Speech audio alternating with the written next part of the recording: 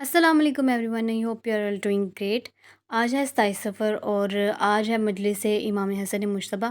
ہمارے گھر کی مجلس ہے، تو ابھی ہم لوگ ریڈی ہو گئے، میں بھی ریڈی ہو گئی ہوں، اور میری آئز دیکھیں 2 دن ہو گئے ان کو خراب ہوئے، پفینس ہوئی ہے ابھی بھی، اور بس ریڈی ہو گئے ہیں اور ولاگ کا سٹارٹ کرتے ہیں۔ اچھا، سب سے پہلے آپ لوگ سبسکرائب کر لیں، شیئر کر لیں اور لائک کر لیں، اور بیل آئیکن کو ضرور پریس کریں تاکہ آپ کو میری ویڈیو کا نوٹیفیکیشن فوراً سے آ جائے۔ آج کی روٹین اور مجلس دکھانے سے پہلے میں آپ کو بتا دیتی ہوں کہ امام حسن مجتبیٰ کو شہید کیسے کیا گیا تھا۔ امام حسن مجتبیٰ کو زہر دے کر شہید کیا گیا تھا۔ ان کی اپنی اہلیہ جودہ بنت اشد نے لالچ میں آ کر امام حسن کو شہید کرنے کا فیصلہ کیا۔ جودہ سے یہ کام ایک لالچ کے طور پر کروایا گیا تھا۔ جودہ پہلے رضامند نہیں تھی، لیکن اسے یہ لالچ دی گئی تھی کہ اسے یزید کی بیوی بنا دیا جائے گا، یعنی وہ ملکہ بن جائے گی۔ اس وجہ سے جودہ اس پہ رضامند ہوگی۔ زہر اتنا طاقتور تھا کہ اگر ہم ایک قطرہ بھی دریا کے اندر ڈال دیں تو ساری مچھلیاں مر کر اوپر آ جائیں گی۔ وہ زہر مولا کے جسم میں جانا ہی تھا کہ مولا نے ایک خون کی الٹی کی، اور خون کی الٹی میں ان کا کلیجہ باہر آ گیا۔ یہ بہت دردناک تھا، اور ادھر بی بی زینب بھی موجود تھی۔ ہمارے امام نے شاندار صبر اور اپنی تقدیر کو قبول کرنے کا مظاہرہ کیا۔ امام حسن کی خواہش تھی کہ انہیں مدینہ منورہ میں اپنے نانا حضرت محمد صلی اللہ علیہ وسلم کے پہلو میں دفن کیا جائے، تاہم سیاسی کشیدگی کی وجہ سے امام حسن کو مدینہ کے جنت البقیع قبرستان میں دفن کر دیا گیا، اور اسی طرح 28 صفر کو حضرت محمد صلی اللہ علیہ وسلم کو بھی زہر دے کر شہید کر دیا گیا۔ یہ دن ہے غم کا، کرو آنسوؤں کا نزول، محمد مصطفیٰ کا یہ غم ہے، کرو دلوں کو قبول۔ ہے رنج و عالم کا سلسلہ، حسن مجتبیٰ کا ماتم، خون روتی ہے دنیا، امام حسن کا غم۔ مدینہ سوگوار ہے، رسول کا غم ہے عام، کملی والے کی یاد میں ہر دل ہے زیر دام۔ 28 صفر کا دن، غم کی رات ہے طویل، یاد آتی ہے اس حبیب کی جس کا کردار تھا جلیل۔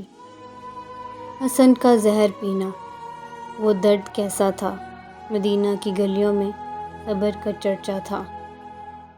یہ دن ہے یاد کرنے کا 2 عظیم قربانیوں کو، جنہوں نے دین کو بچایا اپنے پاک ارادوں کو۔ کرو دعا اس دن کہ ہم بھی ان کے پیروکار بنیں، رسول اور امام کی محبت سے دلوں کو پھر سے روشن کریں۔ کچھ لنکس جو ہیں وہ اپنے ڈسکرپشن میں لگا رہی ہوں، آپ وہ چیک کر لیے گا مجالس وغیرہ کی۔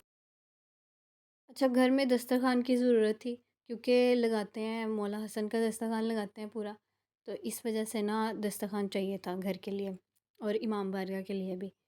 تو گھر میں ہے کوئی نہیں تھا نیا دسترخوان، انہوں نے کہا کہ اب کس طرح جا کے ہم لے کے آئیں، میں کہا چلو میں جا کے لے آتی ہوں بازار سے، لیکن کوئی ڈیزائن ہی نہیں تھا، بالکل پرانے گندے گندے سے تھے، مجھے اس طرح کے پسند نہیں، فلورل چاہیے تھا، اس وجہ سے وہ نہیں ملا۔ تو پھر یہ سفرہ پڑا ہوا تھا، تو میں نے کہا چلو یہی لے لیتے ہیں، اب دیکھتے ہیں ان کو پسند آتا ہے کہ نہیں آتا، تو بس اب لے کے گھر چلتے ہیں۔ اور ساری نیاز رکھنے کے لیے ٹوکریاں بھی چاہیے تھی، تو اس وجہ سے میں نے گھر سے جلدی جلدی ٹوکریاں پکڑی، اور بس اب ہم لوگ آ گئے ہیں، اب نیاز پیک کریں گے، اور یہ ان کو سفرہ دکھا لیتے کس طرح ہے۔ نیاز کی کچھ چیزیں میں آپ کو دکھا دیتی ہوں۔ یہ جوس کے ڈبے منگائے تھے ہم لوگوں نے چھوٹے بچوں کے لیے، اور ساتھ اوپر سیب ہیں، جنہوں نے منت کے اٹھانے ہیں وہ منت کے اٹھا لیں گے، اور یہ پیک کیے ہوئے ہیں چاول گڑ والے، یہ اکٹھے پیک کرنے ہیں ہم لوگ کو نیاز کے ساتھ، اور ساتھ تھا دودھ، یہ بانٹنے کے لیے بچوں کے لیے، اور بس اب ہم لوگ پیکنگ کرنے لگے ہیں۔ نیاز میں تھا نان اور کباب، چپلی کباب، تو بس اب ہم لوگ سٹارٹ کرنے لگے ہیں، اور بسکٹ بھی منگوائے تھے بچوں کے لیے۔ بس اب پیک کر کے پھر میں آپ سے ملتی ہوں، آپ کو دکھاتی ہوں کہ ہم لوگ کیسے پیک کیا سب کچھ۔ اور یہ دیکھیے جلدی سے پیکنگ ہو بھی گئی تھی۔ اب میں آپ کو شاپ پر ایک کھول کے دکھاتی ہوں کہ کیا کچھ تھا۔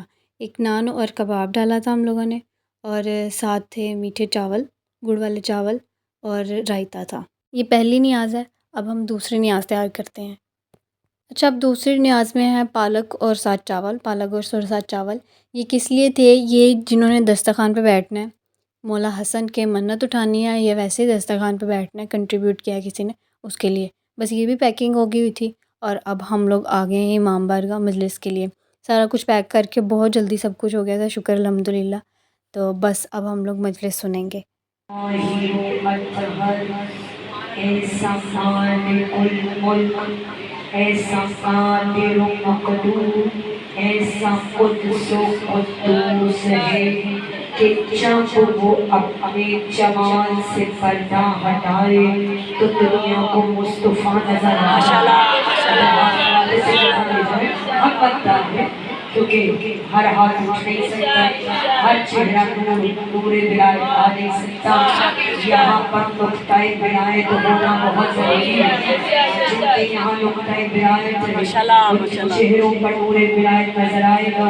وہ رب ذوالجمال ذوالکمال ذوالجلال، جب وہ اپنے جمال سے پردہ ہٹائے تو دنیا کو مصطفیٰ نظر آتا ہے، جب وہ اپنے جمال سے پردہ ہٹائے تو دنیا کو مرتضیٰ نظر آتا ہے، جب وہ اپنے حسن کبریائی سے پردہ ہٹائے تو دنیا کو مجتبیٰ نظر آتا ہے۔ یہ ہے مولا حسن کا تابوت، بڑا پیارا لگ رہا تھا، لیکن پچھلے والا جو تھا نا زیادہ پیارا تھا۔ یہ دیکھیے میں لنک لگا دیتی ہوں، آپ وہ والا بھی بلاگ دیکھیے گا، پچھلا جو میں نے لگایا تھا پچھلے سال کا وہ بھی دیکھیے گا۔ پچھلی دفعہ مجھے ساری زیارتیں بہت پیاری لگی تھیں۔ تو ایک لائن اس تابوت کو دیکھ کے یہ ہے کہ ایک امام کے تابوت پہ تیر ہیں اور دوسرے امام تیروں پر ہیں۔ بس ہم نے دسترخوان بھی لگا لیا ہے، اور یہ رہی تھال منت کی، جس نے منت اٹھانی ہے وہ منت اٹھا لے۔ اور پچھلی دفعہ بھی لگائی تھی، بڑی پیاری لگ رہی تھی۔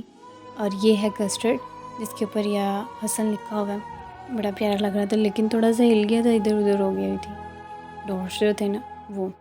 تھال رکھنے کے بعد اب ہم لوگ ڈسٹریبیوٹ کرنے لگے ہیں پالک چاول، جو ہم لوگوں نے نیاز رکھی تھی دسترخوان والوں کے لیے، تو یہ دیتے ہیں ہم لوگ۔ اس کے بعد دعا وغیرہ